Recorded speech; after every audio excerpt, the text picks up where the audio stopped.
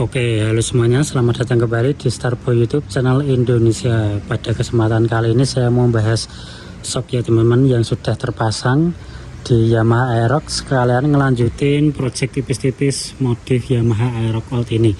Yang seperti yang teman-teman lihat di judul, saya akan mereview untuk bagian suspensi belakangnya ya teman-teman, yang sudah saya ganti menggunakan DBS 728 Font Series New Special Edition ini.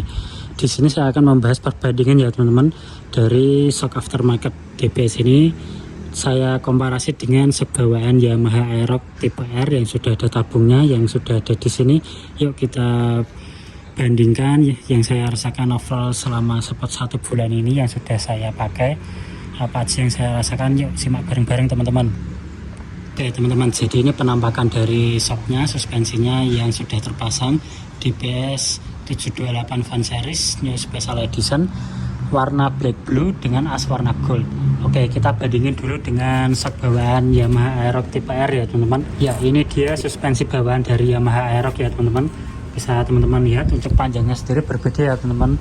Untuk bawaan Yamaha Aerox ini panjangnya sekitar 305 mm, sedangkan yang DBS itu downsize ke ukuran 280 mm. Jadi sedikit lebih pendek ya teman-teman, karena mengejar fitment atau looks dari konsep modifikasi motor Yamaha Aerox saya, yaitu downsize atau ogah jinjit. Oke, yang pertama suspensinya keras ya teman-teman, lumayan agak batu nih untuk suspensi bawaan Yamaha Aerox tipe R yang model tabung ini. Dan selain keras, stroke-nya atau jarak mainnya sendiri tidak terlalu panjang ya teman-teman, cukup pendek atau tapi tidak sampai jeduk atau tidak sampai mentok, tapi hanya saja stroke atau jarak mainnya cukup pendek nih teman-teman. Jadi selain keras, jarak mainnya juga pendek. Selain itu untuk kenyamanan sendiri juga kurang ya teman-teman. Ini lebih diorientasikan untuk teman-teman yang suka kebut-kebutan atau cornering untuk melahap tikungan. Ini cocok banget nih teman-teman, suspensi yang model tabung seperti ini dari Yamaha. Dan ngomong-ngomong untuk mereknya sendiri itu dari KYB ya teman-teman, made in Vietnam. Bisa teman-teman lihat pada bagian bawah tabungnya itu made in Vietnam dan KYB ya teman-teman. Jadi vendornya pakai KYB. Jadi itu ya teman-teman kelebihan dan kekurangan shock bawaan dari Yamaha Aerox ini yang saya rasakan setelah 7-8 tahun penggunaan, sampai sebelumnya saya mengganti dengan suspensi dari DBS. Apa yang saya rasakan untuk suspensi DBS ini, yuk kita simak bareng-bareng teman-teman. Oke, jadi untuk suspensi bawaan Yamaha Aerox tipe R ini saya bungkus rapi menggunakan shock bawaan dari DBS-nya dan ngefit ya teman-teman, cukup pas. Selanjutnya saya akan bahas mendetail untuk suspensi dari DBS-nya ya teman-teman. Shock belakang ini yang saya kombinasikan menggunakan baut dari stainless steel atas dan bawah. Bisa teman-teman lihat biar tampilannya makin bersih, walaupun ada ya bekas-bekas cat terkelupas ya teman-teman. Jadi ini cat terkelupas, bukan karat ya teman-teman, karena ini Yamaha bukan Honda. Jadi untuk catnya agak terkelupas nih, mungkin dari bengkelnya ya yang sebelumnya masang itu kurang hati-hati teman-teman. Dan juga waktu saat pemasangan juga swing arm saya lumayan kena nih teman-teman, ada bekas lecet dari penggunaan kunci. Oke, yang pertama saya ingin bahas untuk fitur-fiturnya ya teman-teman. Untuk di DBS 728 Font Series ini yang berfungsi yaitu preload ya teman-teman. Bisa teman-teman lihat di bagian atas ini ada kuncinya teman-teman, menggunakan kunci L.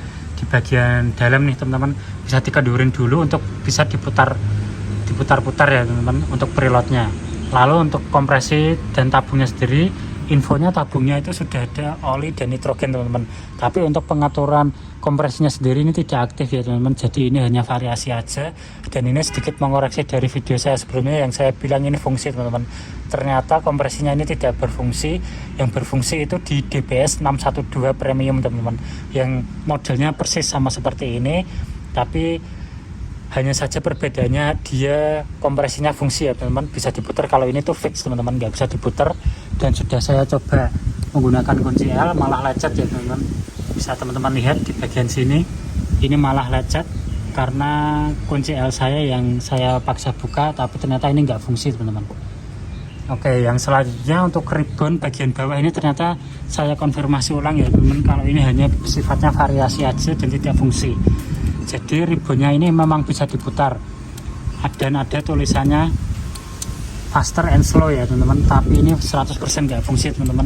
Sudah saya buktikan sendiri, saya tes dari yang mentok kiri sampai ke mentok kanan ada sekitar 15 klik, ini tidak sama sekali fungsi teman-teman. Jadi tidak fungsi ya teman-teman, sudah confirm, sudah saya konfirmasi ulang dan fix ini nggak fungsi.